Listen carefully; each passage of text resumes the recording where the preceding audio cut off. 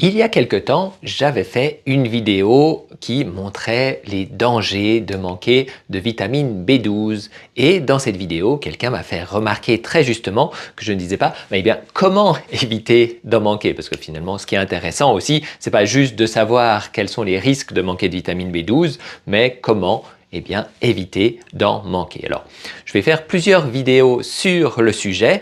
La première qu'on va faire là, on va parler déjà de consommer de la vitamine B12. C'est la première chose pour éviter d'en manquer, il faut que j'en mange assez. Alors, où est-ce qu'on va trouver la vitamine B12? La vitamine B12, c'est un peu spécial.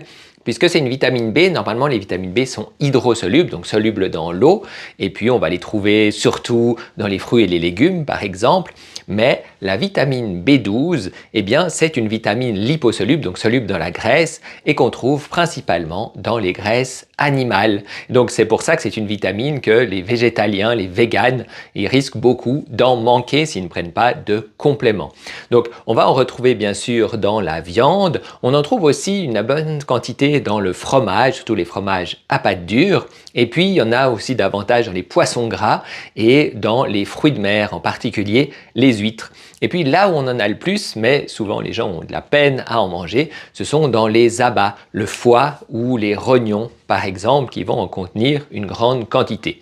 Donc on voit qu'on peut consommer comme ça de la vitamine B12, surtout qu'on n'en a pas besoin d'énormément.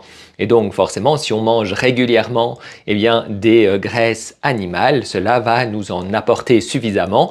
Le mieux, si on exclut les polluants, ce serait de prendre des poissons gras qui en contiennent une grande quantité. Et puis en plus, les poissons gras nous apportent des acides gras essentiels et d'autres éléments qui sont très très importants pour la vie.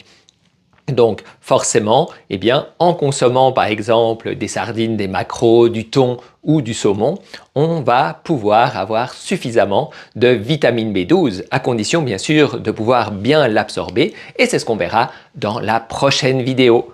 À bientôt!